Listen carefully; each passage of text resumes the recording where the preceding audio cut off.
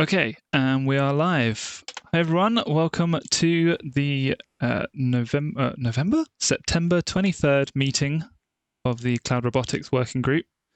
I have just moved, so I may be a bit sleepy, hence calling September November. But welcome in. Today we've got an exciting meeting. We've got a guest speaker. So I thought, Florian, I'd give you time for a quick intro, and when it's time for your talk, you could do a longer intro and tell us more about you. But just to say hello for now. Sure. Hi, everyone. My name is Florian Pokorny. I'm an associate professor here at KTH in Stockholm, and thank you very much for inviting me. I'll give a short talk about cloud robotics and some of the research we're doing here at KTH. Thank you. So what we normally do in the session is discuss how the Cloud Robotics Hub is doing, which is the website that this group put together. We also share any news that we have about what's going on in the world of cloud robotics. For example, I understand RosCon happened recently, so it might be interesting to hear if anyone attended and what kind of interesting talks there were from that. And then it's still coming up, isn't it? It's still coming up, is it? Yes, it's in October. There was the Spain RosCon was happening this week. Are there two RosCons now? There are several now. Oh no! There's the real one, and then I guess there's local ones. Yeah. I did not know that. Thank you. Well, I thought for a second you really were in November. I've time traveled. I thought it was 8 hours. It turned out to be 2 months. And then about halfway through the time, I'll hand it over to our guest speaker to give the short talk. I had a question about that. Is that really the right order for us? I mean, I feel like the headline event here is to have Florian speak, and I actually don't want to bore Florian with our internal chatter. I mean, I don't mind either way. So. I second that with Christian. I was also thinking it even before the call that we should have the main event first, and then the admin work later on. Everyone okay with that? Florian, are you prepared to speak? Sure, yeah. Should I share my slides now? Please go ahead. Sounds good.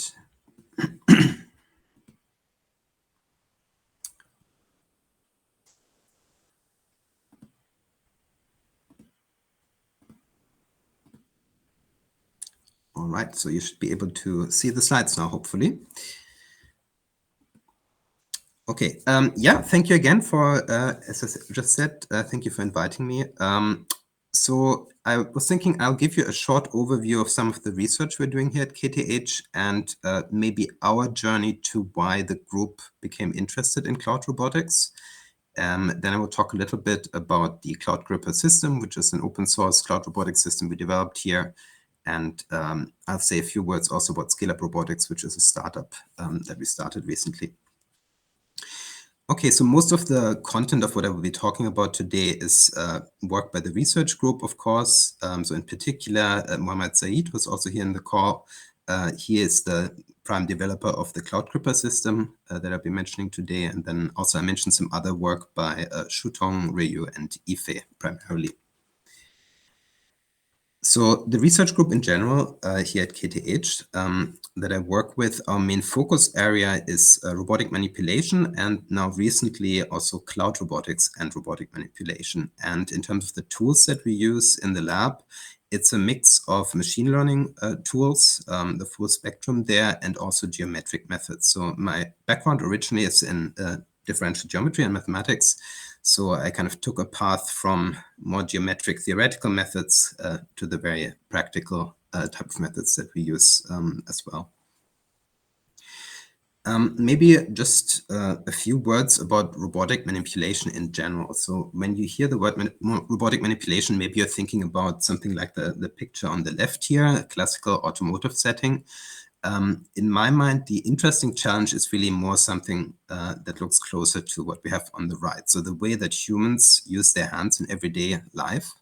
It's really quite fascinating the way we're able to use both the sensor data that comes through our eyes, the visual data, as well as tactile data to really achieve amazing feats of manipulation in real life.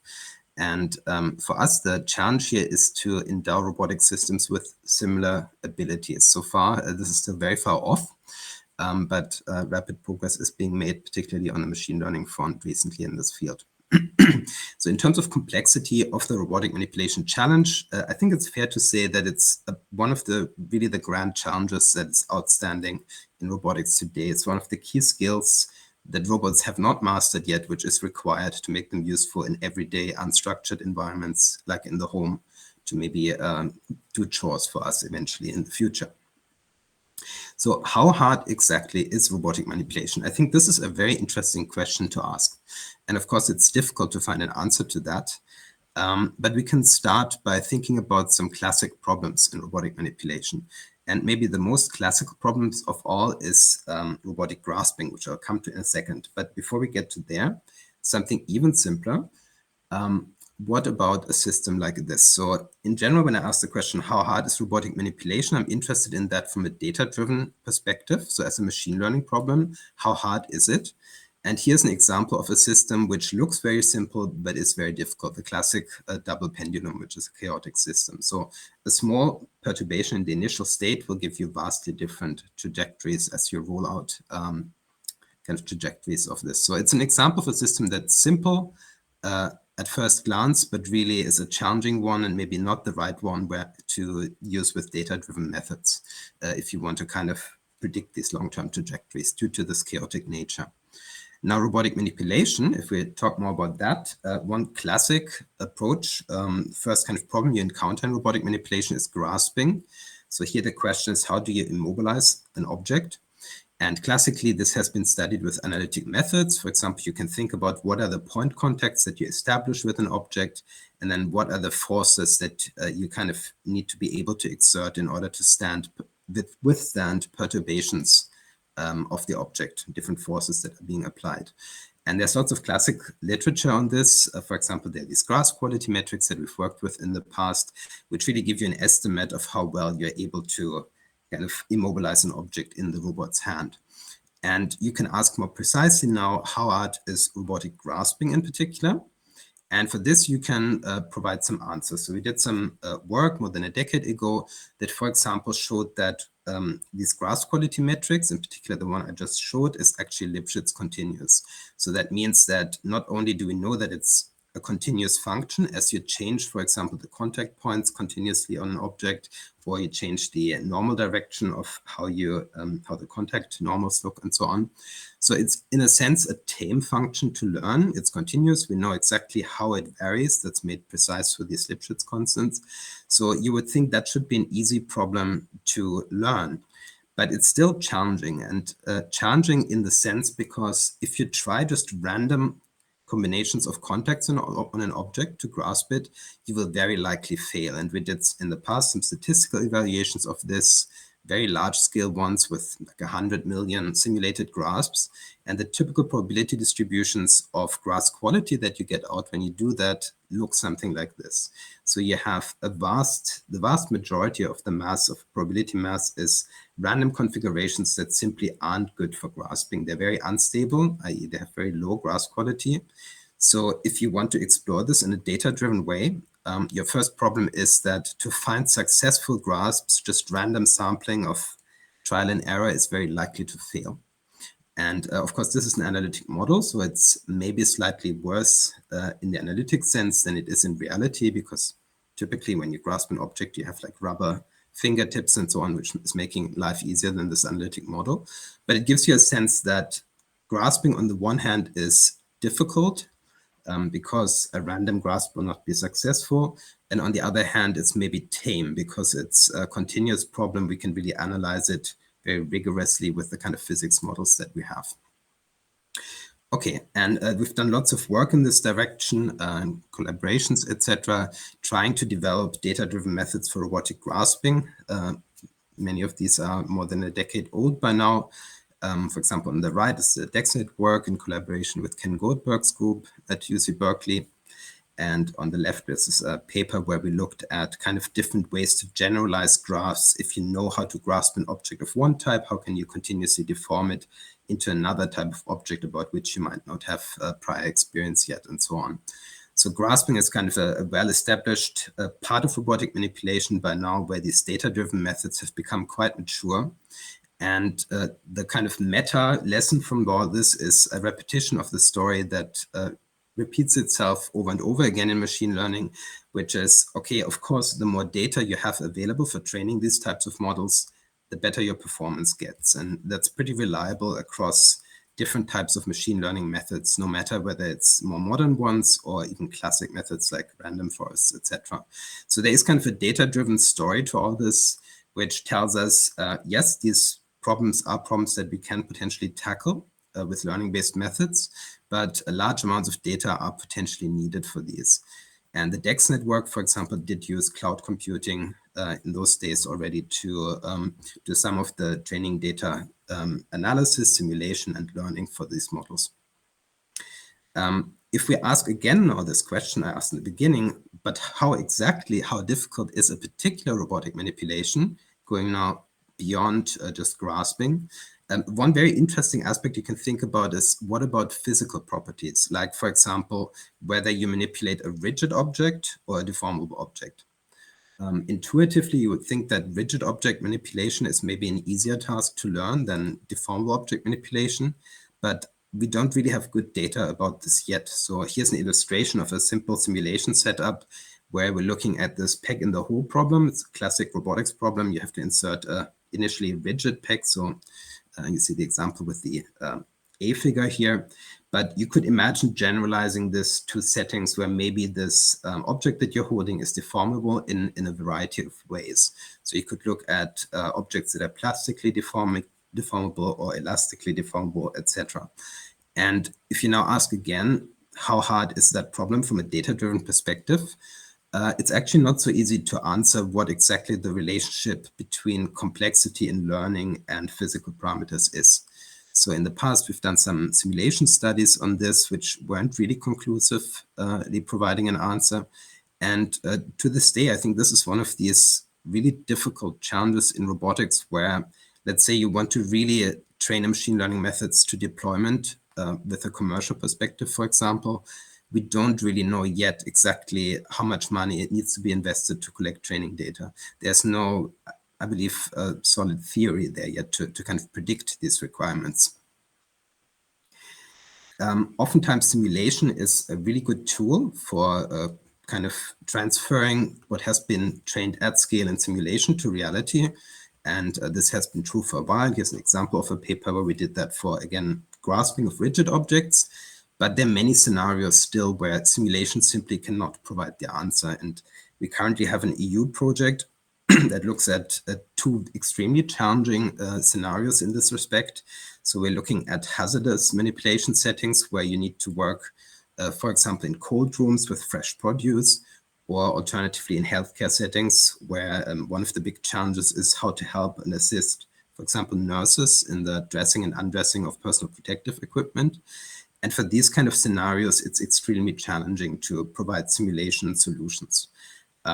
They can provide a first step, but oftentimes real-world data collection is still what is then a bottleneck later on. And for these types of scenarios, we've also looked at simulation examples. Currently, there's some work ongoing in this project, which is called Soft Enable. Here's some recent work from a PhD student, Yifei Dong, in this respect. But these methods, at least for this paper here, are primarily based on physics, intuition, and modeling. So they're not really at this stage fully data-driven yet. But they do rely on large-scale simulation as well, for which the cloud could potentially provide a very useful solution. Okay, so I talked a lot about robotic manipulation, kind of the complexity challenges associated with it. And this is kind of the transition point where I'd like to start to talk about cloud robotics. So if we think a little bit from the perspective of a robotics researcher, like the situation that my PhD students face in the lab, the classical setup really is that you have one PhD student and one robot arm, maybe a universal robot arm like the one displayed here. And no matter how hard you try as an individual researcher, the amount of data that you can collect with one system is very limited. So I feel that from our simulation studies and these works that I previously explained, my intuition is that we really need very large-scale data sets and also experimentation to make kind of reliable progress in this field. And so you could call this the data bottleneck of robotics research. And I think this is exactly the point where cloud robotics can come in to potentially assist us from a research perspective. So cloud robotics, of course, I don't have to explain the definition of that here in this group. We see it primarily as a very interesting tool for developing new methods for this type of data-driven machine learning robotic manipulation research. And as examples of the type of applications that are interesting for my research group, we're looking at, of course, the machine learning problems. So, for example, what are the asymptotics of training machine learning models directly from vision data for different types of physical tasks, where we, again, vary kind of physical parameters to understand the complexity. The interesting challenges in transfer learning, when you have a cloud robotics system in front of you, where you could train from one set of nodes and then transfer potentially to others that might join the network. And of course, all these edge cloud scheduling problems and also machine learning problems like federated learning and so on are very interesting to study in the context of an imagined cloud robotics setup, specifically in our case for robotic manipulation. The problem, though, is that there aren't really good demonstrator systems out there. So there have been some attempts to build these and keep them maintained, but we felt that specifically for robotic manipulation, there's still a need for more just generally available research systems that we can use to conduct this kind of research. And this was really the motivation for this CloudGripper project, which is ongoing at the moment as well. So CloudGripper is the name of Cloud Robotics Testbed that we developed here, primarily used for experimentation, training data collection, and benchmarking. And you see a photo here of it on the left. This is developed at KTH. Currently, we have 32 of these robot cells available, so it looks exactly like the photo. Basically, it's a rack of 16 robots on each side. They're small cells that can actually be closed as well and have individual lighting inside. So the kind of visual data that you get back is the same no matter what's the time of the year or time of the day. And the whole thing is connected to the internet, of course, with a 10 gigabit connection. And we have some customizable work cells inside. So this is how it looks inside. It will remind you immediately of a 3D printer. And that's exactly the base kinematics that we're using here as well. The design focus here of this system, which Zahid has primarily developed, is simplicity. First of all, we want something that's available 24/7 and very reliable. So that's part of the reason why we went with this 3D printer base kinematic here. And we have a setup where you have one camera looking from above. I'll show you some videos from this in a moment. And then in this picture here, there's a white base plate, but this can actually be removed. And we can also look at the scene from below, which is useful for some of the kind of planar manipulation settings that we're interested in.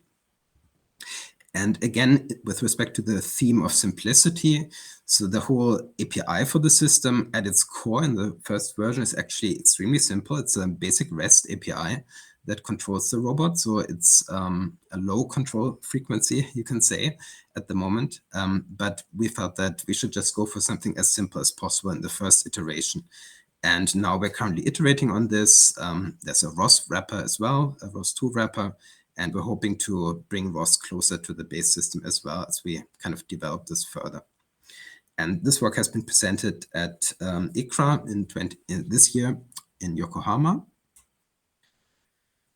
Yeah, here you see some more information about how the system looks. So again, very cheap components. Basically, 3D printing is used everywhere. We have, in terms of electronics, there's a Raspberry Pi that provides the compute. And then I can show some more. Here are some examples of how the internal video feeds look like with the base plate now being transparent. and an example data collection setup that we have here. So we're very interested in deformable object manipulation, as you might have gathered from the previous simulation examples. And one first test that we run is to have these ropes in all the robots and then interact randomly with them in order to collect some large-scale data sets that we can use for state estimation and prediction of how these objects deform under interaction with the robot. The basic setup is like this. So we have the Raspberry Pi providing the compute. As I mentioned, there's a microcontroller as well locally. And basically, each robot is its own independent unit that's just connected via a switch to the internet. There's also a local compute node that we can use to study some edge computing and scheduling aspects. And then in the cloud, we have a research project funded by WASP, which is also helping us with cloud computing resources. So some of the research questions center around to what extent you can use remote cloud computing versus edge computing for this type of system to have a performant example research testbed. Here's a quick video of how the data collection looks internally at these robots. The primary benefit for us, of course, is that you immediately have 32 robots from which you can collect your training data for research purposes, which is very nice.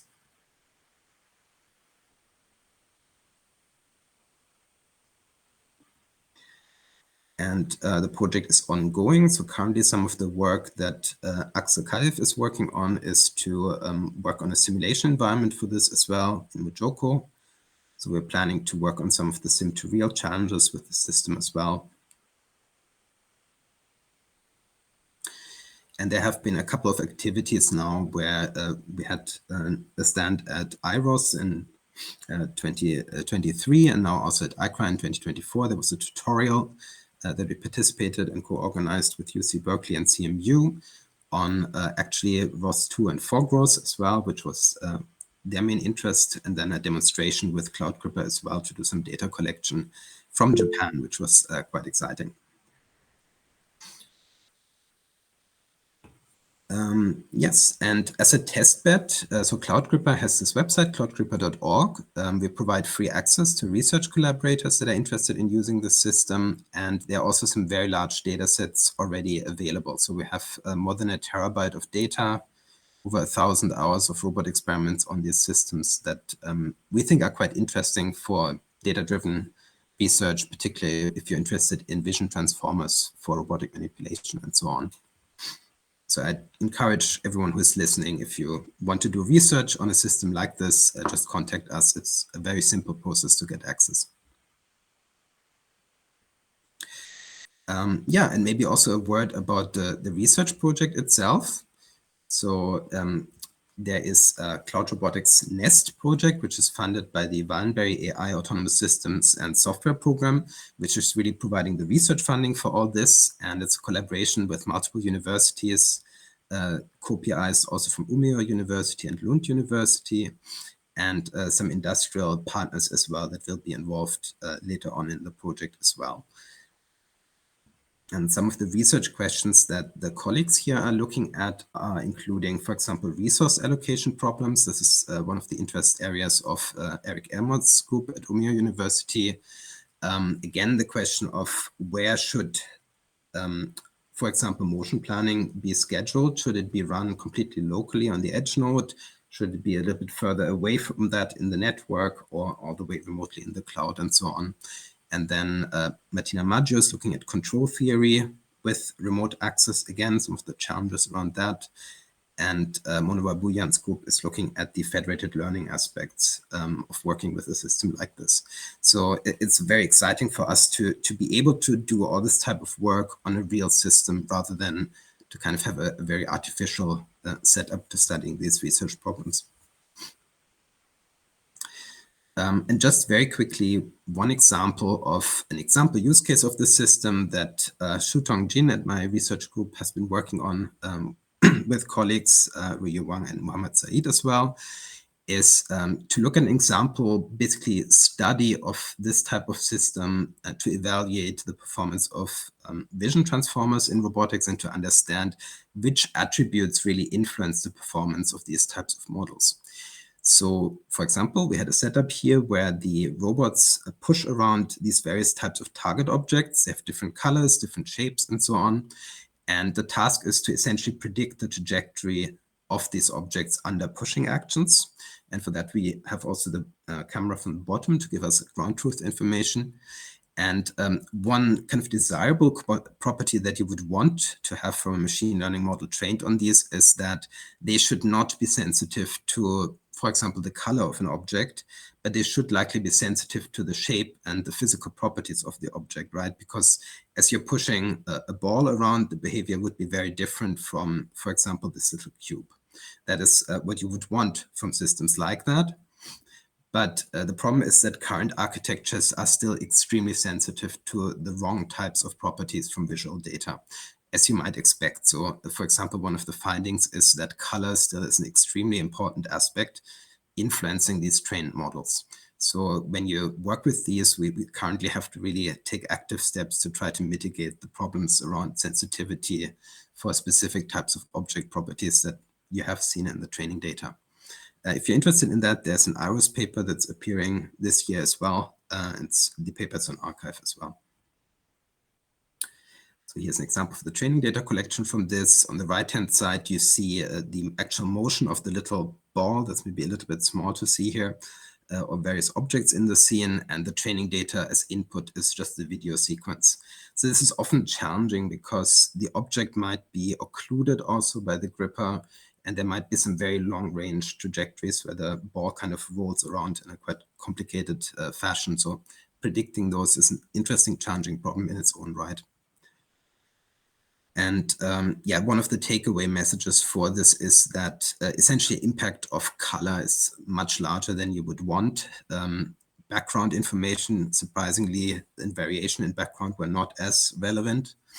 And yeah, there's still, basically the message here is that we still have lots of work to do when it comes to using, for example, vision transformers for robotic manipulation in order to get really reliable results under varying environment conditions. Yes, so this was a very short summary of some of the research we're doing, why we're interested in cloud robotics from that kind of approach direction. And I would want to use the last maybe 2 minutes or so to just explain another endeavor that is ongoing. And this is Scaleup Robotics, which is a startup Mohammed Zahid and I started recently. It's supported by KTH Innovation, and it is essentially trying to use this cloud robotics paradigm for education for end users of all ages. So what you see here are 2 sample projects that we did. On the left, this is San Francisco Public Library, where we had a class with some students during Tech Week, where the participants actually used the robots in Sweden from California. And on the right-hand side, this is an example in a primary school where we're working with a very simple kind of block programming lessons, but with live robots, where the kids were very excited to play around with the robot and complete different challenges around, for example, drawing different patterns with the robot and picking up objects, etc. So the startup is now developing essentially a full service around this. Our goal is to build a platform where anyone can work with 1, 2, or as many cloud robots as they want to not only understand robotics, but maybe also to learn other concepts around that are required for this, both the programming skills, the mathematics skills, and also, of course, the machine learning. And as a last thing, what I wanted to say is that the startup is now working with setting up different types of challenges with these robots. So what you see here is the commercial version of the robots that the startup has developed. And what's kind of very interesting about this is that even in a simple robotic system as the one that you see here, there are some challenges that you can start to tackle, which are already close to basically unsolved problems in research today. So cable routing, cloth folding, interesting pick and place tasks, and so on. And at Scaleup Robotics, we're now building a system where you can use Python notebooks and so on to work with these robots directly without much setup, which is maybe interesting to some of the people that might be listening to this talk as well. Yeah, I think I'll stop here. And if you have any questions, please ask, we can discuss a bit.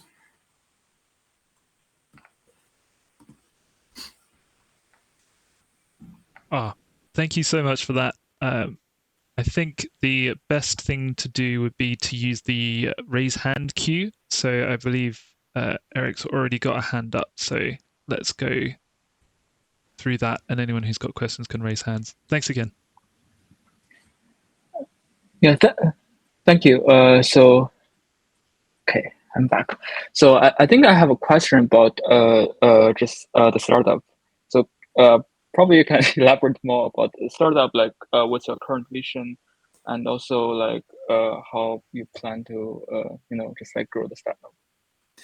Yeah, so we're basically working with a couple of pilot projects at the moment. There's a university in Africa, for example, that's currently evaluating if they would like to run some challenges with us. And we're trying to popularize this as a tool for education quite broadly, actually. One of the things that's really amazing is to really leverage the internet for this, right? Because you don't need local robotics hardware expertise. You don't need to maintain robots, etc. So we think that for education, this could really be a great tool at all levels, from primary school all the way up to university education. So our hope is that in future, when you get a degree in robotics, you've actually spent a few hundred hours working with real robots, right? Because today, this is still not true for many programs around the world, where the amount of time you actually get to work with, especially robotic manipulation, is very limited. You might have seen drones, you might have seen like line following robots, but robotic manipulation is kind of out of scope for a lot of university programs to date. So that's what we're trying to make a reality, that people can really access these.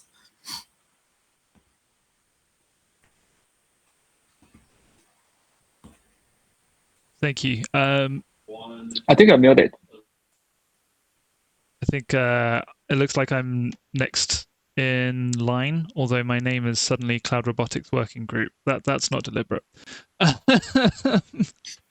had a few questions, so I've tried to cut it down to like just two. Otherwise, I'll completely take over the Q&A section.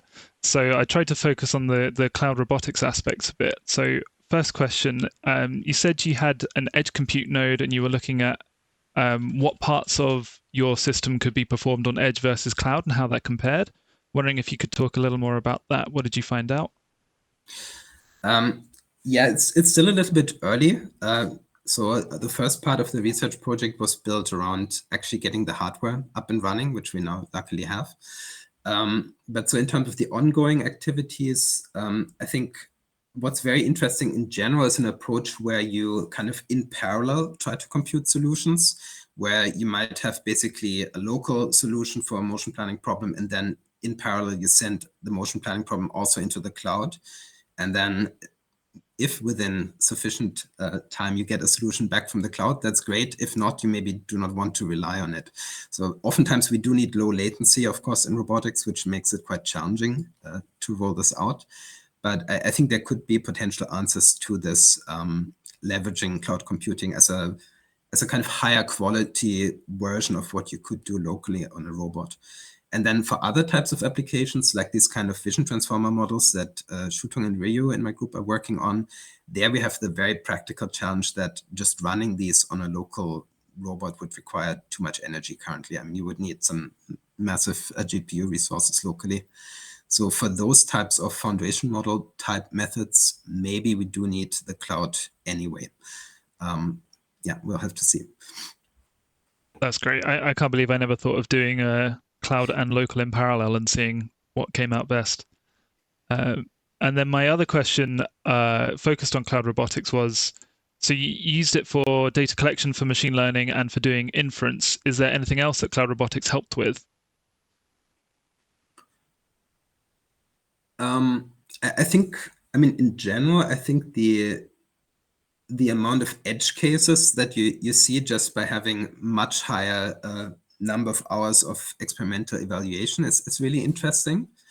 I think this is one of the key problems in robotics overall, that we just have not enough experimentation, no matter whether it's data-driven or machine learning-driven or not, even classical algorithms, right? So I would love to see a global kind of network of these research robots where you can just deploy it on different types of hardware, different types of robots. Ours are, of course, very limited. I would have to say that, right? I mean, I suppose, obvious that these are very simple robots. Ideally, you would also want to test in more capable industrial settings where you have 6 and 7 degree of freedom arms, maybe dual arm systems, and so on. So this is actually currently ongoing work for a second iteration of this system where we have a smaller number of high-quality industrial robot arm cells to work in the same paradigm. And there are still many problems to solve. I mean, to start with, the robots shouldn't destroy themselves in 24/7 operation by some end user that might be doing things that are not ideal. Also, the resetting problem is very interesting. Maybe that's something that might have come to your mind as well. Running these cells 24/7, it's not clear how do you reset them. And for every type of manipulation problem, you would have to kind of co-design the resetting mechanism. I'm not sure I have a complete answer to this yet, but it's an interesting problem to think about as well. Amazing, really interesting. Thank you.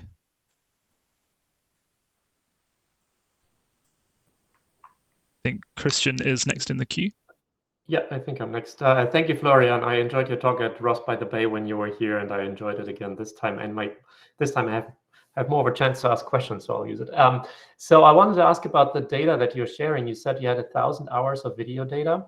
What strikes me is that there must be a lot of repetition.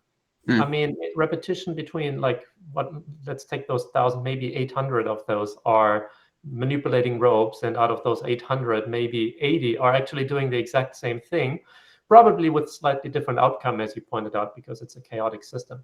But my question to you is, currently it sounds like you're mostly sharing just the flat out video, but are you planning to also share out a more structured version of the data? And by which I mean a curated data set where you already ran some sort of CV on the data to say, well, here is a 3D representation of the rope, but in XYZ coordinates, such that you could, for instance, I mean twofold, right? One, for querying, where people could say, well, rather than running my own experiments, I'd rather query a large database of past results where somebody has done a rope manipulation. That's one, it's faster for them. But second, it's more efficient for you, right? Because you don't want people to repeat the same thing over and over and over again if the data already contains it. Yeah, absolutely. This is work that we're actually exploring some of the segmentation and kind of pre-processing of the data specifically for this rope manipulation example at the moment. I agree that would be much more useful. Another problem is just because also relying on the community here maybe, because the system can be accessed by basically anyone. If you're interested in collecting data, maybe doing human demonstration data as well, which would probably be more interesting than just random exploration, that could be a valuable addition, I think. So at the moment, we have quite a bit of capacity on the system left. If people want to explore different things and then share the data as well, that'd be great. So basically, the main condition for being able to use this system that we put is that the data set should be open source afterwards as well. We want to kind of create a repository that's growing over time and is useful to the community. So yeah, lots of work is needed. We're only a small team. We would love to see more post-processing of the data and so on. But there's one PhD student, Holly Dinkel, who's currently looking into the rope segmentation, and maybe that's something we could release in future as well. It's a segmented version. Very cool.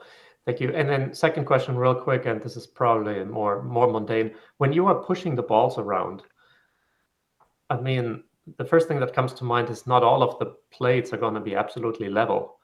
And like with the 32, don't you have a lot of variance simply in terms of not perfectly leveling the plates? And if you run the same experiment in two different cells, you get very different results because gravity. Okay. Yeah, there's a lot of variation. I think we haven't done enough work to really understand how different the various robots are. But I can tell you there were some edge cases which were really totally surprising. So for example, when you do this kind of experiments over and over again, you get these microscopic scratches on the acrylic plate that's being used to look through.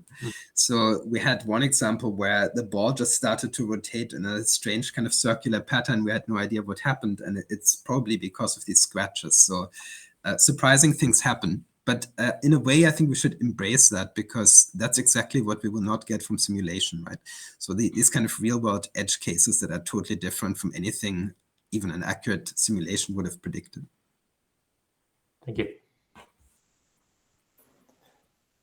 Yeah, thanks. My question, you touched on it a little bit, was about resetting. So obviously resetting is a challenge, and that's something I'm dealing with in regards to hardware in the loop and a continuous integration setup. But in your case, do you design the space so that you can't lose the balls or the spheres or squares things? Is that just simplify your life? And then do you have a student who has to go set up each cell? Right. So at the moment, I mean, these are still simple experiments in a way. So the solutions that the approach we had is to basically have kind of an enclosure of the whole setup, so objects don't go out of the working space of the robot. Then also for the rope setting, there was just a hand-coded resetting algorithm that basically stretches the rope out again at the end. I think maybe this could be also an area where humans in the loop could be kind of useful. So I'm thinking of like remote assistance, essentially, because you can teleoperate the robots. You could do just manual resetting via teleoperation. What we're totally trying to remove any need for is to open the robot and to be locally there. So the first step is, I guess, to have all this resetting being done remotely. If that works well 24/7, then I'd be already a little bit happier. But in general, a complete resetting solution, I don't quite know what the answer to that should be, especially for very complicated scenarios with cloth manipulation and so on. It really gets very difficult. Basically, you need to know how to solve the task in order to solve the resetting problem often. Yeah, thank you. Hi, thanks for the talk. I had a question about the gripper. So given that it's it seems like it's focusing on a very specific gripper setup, how transferable is this data to other types of grippers or other end effectors? Like, is there specific parts of the data collection that aims to improve like its applicability to other, robots? So we're currently building a dual arm cell that will have a kind of more degrees of freedom and a more complex setup to study interesting dual arm manipulations. But maybe I should say a few more words about why exactly we picked such a simple setup. So I think if you look currently at the paradigm in industry, is very much to immediately go for maximum complexity, dual arm in the real world humanoid robot. And our position was simply to study maybe some of these scaling problems in a much simplified setting first, as understand it well there. And then once you have reliable scaling asymptotics established, to then make these kind of multi-billion-dollar investments into the humanoid setup. So in general, trying to build up complexity from simple initial experiments. I don't know how well it will generalize to much more complex scenarios, but at least getting this baseline going is one of the key focus areas for us. Thanks. I guess it's me. I just wanted to say, in this group, we were discussing the fact that people need cloud robotics once your fleet is above 10 robots. So with 32, you're definitely above the threshold. Are you using, what are you using for doing device management? Are you using some sort of best practice, some tool that you're using, third-party tool, or did you build everything from scratch? How are you managing software-wise and giving the access to all these robots? Maybe this is actually a good time to hand over to Zahid if you're there. He actually developed most of the system. Hello, everyone. Hi. Yeah, so a good question. So currently the software stack, I mean, a lot of parts are very much intentionally made simple because we wanted to have this simple access to the system. Like, for example, some of the decisions was to use a very simple REST API to basically access the system, because I don't want. Sorry, can you hear me clearly with this? So, for example, the community that we wanted to target was not just the robotics community, but also the machine learning community. So I didn't want our solution to be enclosed with ROS, because the machine learning community might struggle with setting up the ROS infrastructure and all the complexities associated with ROS. So we decided not to, to have a very simple Python interface, communicating over HTTP and communicating over WebSockets, for example. And in the backend, it's a very simple API Nginx application manager to manage all these robots and to coordinate between them. And yeah, it's and even on the robot side, it's like Florian said, it's a Raspberry Pi that's serving the robot, and I'm not using ROS there either. I'm using low-level controller, so it's all written in C. So just to make it more responsive and fast, very much compatible with the system that we have. Just one small addition, but so because I almost understood that it was centralized, but you have different endpoints for each robot, right? Or is it one endpoint and HTTP endpoint, and then you select which robot you control? Currently, it's the same, and in the same, it's located in Sweden in our lab. So in a sense, it's the same endpoint, but and of course, the Nginx server manages which robot you get access to. Okay, so it's basically that's managed by me, for example, to allow or disallow or to authenticate. So if you want to control, for example, 1 robot or 5 robots, the authentication mechanism will be controlled by me, and then I can set it up in the Nginx. Got it. Thank you. But just to maybe reiterate that we are very interested in the capabilities of ROS in the context of such a system. So, for example, at ACRA, we did a demonstration with Eric also on FogROS 2 and integration with FogROS and so on. So this is a lot of the work that we still have to put in. It's just the first version of it was very simplistic REST API, low control frequency. Yeah. And the second version of this, we're very much relying on ROS 2, and because we're also planning to have more like depth sensors and more complicated infrastructure of the robot. So there, ROS 2 will be a major key, and the challenges there will be how do you connect to different ROS nodes across the network, and how do you manage that? That's what we are all talking about in this group, indeed. Right. Since we have you here now, I wanted to ask another question about along the lines of software, and it's actually twofold. One is, how do you do teleoperation? Like, did you build all of that? You said your users can do teleoperation. I wanted to learn more about the stack that you're using there, and then follow on to that is, are you also, since you mentioned depth sensors, are you also planning to stream point clouds to your users? But I'll start maybe with the teleop. How did you go about building that? Okay, how should I answer this? So, I mean, the teleoperation system is also working based on the API.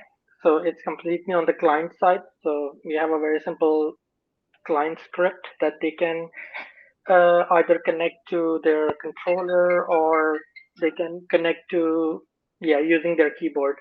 So it's a very simple teleoperation system, but I'm planning to convert it and have a faster, maybe use some WebRTC responsive. You cut out very briefly, right, when you said WebRTC. Yeah. That was the part that I was most curious about. So your current system does not yet use WebRTC? Only for video, not for teleoperation. But yeah, the plan is to also use it for teleoperation.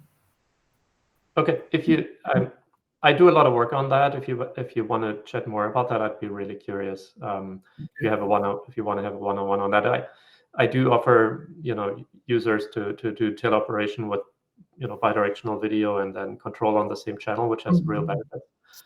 So yeah, once it's time for you to think more about it, I'd love to chat. Okay. Well, what was your second question? Sorry. The second question was about streaming point clouds, which is a pretty nasty problem because point clouds compress really poorly, and nobody has yet invented a really good current kind of analog to the motion compression. MPEG and like the idea of that you're only sending diffs was extremely powerful, and this is really what enables us to have these video calls, which in some ways is still mind-blowing. But that same innovation hasn't really happened for point clouds yet, and there's a lot of discussions on how to efficiently stream them. So I was wondering how you think about that. Or maybe you don't want to, maybe you just want to punt on it. I was just curious because you mentioned 3D cameras. One thing maybe to say about this is that, so for the next iteration of the system, we were actually thinking of using multiple real sensors. So to basically get a full, nice 360 reconstruction of the scene. So that will just make the problem even worse. So I think we don't have an answer to that question yet, but maybe Zahid has some ideas already. I don't know. Yeah, I mean, I still haven't. I need to play around with it more to actually figure out what kind of method or how do I want to tackle that problem. But I haven't really pondered enough to actually have a good answer to that.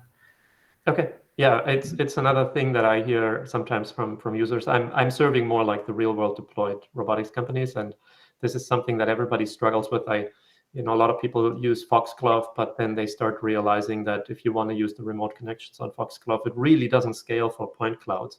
So it's an interesting problem I'm very interested in. So if you want to chat about that more, happy to. Thank you. Yeah, that'd be great. If you also have some resources that we can look into, that'd be interesting to share. I mean, the only thing that I can advise you on is one idea that we're exploring is not to stream the point cloud, but to stream a video of the point cloud. That's very useful for the remote user to debug. Obviously, the user won't be able to do any post-processing on it, but it is extremely efficient because you're basically rendering a visualization of the point cloud on the device and then just streaming that. It's similar to what NVIDIA does, like for cloud gaming. They allow you to, without having an NVIDIA card, you can play these video games because they're rendering it in the cloud and streaming it to you. Right. Yeah. I'm kind of curious, is it mostly the kind of high frequency noise that's causing the problem, or why is it a hard problem in general, the point cloud streaming?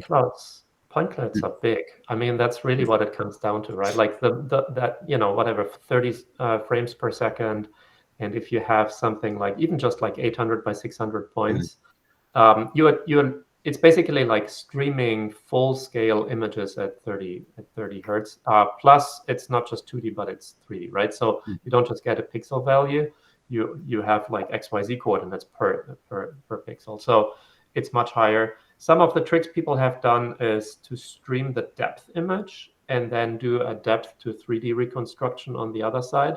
Problem with that is that the motion compression doesn't know that that's your intention, and it will happily patch, like make big patches of similarly looking pixels and say, oh, this is all the same color.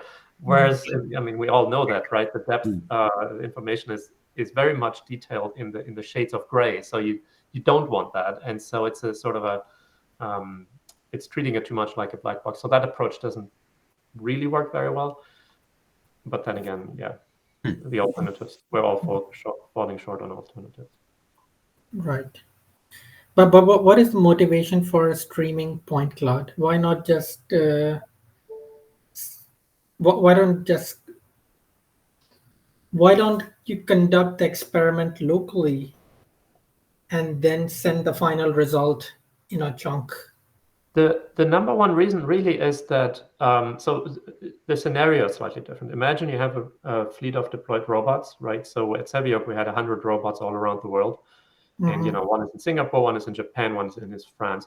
And all you hear from the customer is the robot doesn't work, right? And then you go and try to debug what the hell is going on. And oftentimes the issue is the robot just stopped in the middle of a hallway and you're trying to figure out why. And of course, we all know that, the navigation is based on the, 2D map. The 2D map is constructed from the 3D point cloud. And so you very much often you just have to kind of see what the robot sees. And for that, you often just have to visualize the point cloud just so you can see, okay, here it has a pixel floating in midair, and then you can go back to your sensor and try to figure out why did it think that there was an obstacle when in reality there wasn't one. That's roughly the nature. That's kind of the context, I guess, in which people are asking these questions. Yeah, it makes sense. Or another example is to use a network like DexNet or these grasp generation networks. If you have it in the cloud, you might send the point cloud there, so it generates the grasp. and you don't want to run it on the Raspberry Pi, for instance, somewhere else. But I agree with Christian. Usually, the best practice right now is to stream the video of the point cloud, because the developer wants to see the point cloud, doesn't need to process it. Right. Okay, we've only got a couple of minutes left, so while in order to wrap up, I'm going to send a link to cloudgripper.org in case you hadn't seen it already. But if you want more information about the project, please take a look there. In addition, if you know anyone that would be a good guest speaker, or you'd like to give a talk here, please sign up on our guest speaker sheet, which is that spreadsheet link. We do have a few ways of communicating. So we've got ROS Discourse, Google Group, and our Cloud Robotics Hub site for announcing meetings. So here is our Hub site with the meetings list. So you can take a look there. And there's some other stuff on the Hub as well, like the resources we're gathering, our State of Cloud Robotics survey results. This talk was recorded. I'll strip off the front and the end bits and upload it, and it will go onto our blog section. And Florian, I'll let you know by email when that's ready. So thanks. Thank you for coming to talk to us, and Zahid for answering questions as well. I found it fascinating. I had more questions, unfortunately, that there wasn't time for. So on behalf of everyone, thank you for coming. Thank you very much. Thank you. We do have another meeting in 2 weeks, and our own Eric Chen has agreed to give a talk. So tune in then for another interesting guest talk. With that, thanks for coming, everyone, and see you then. Thank you. Bye-bye. Thank you. Bye-bye.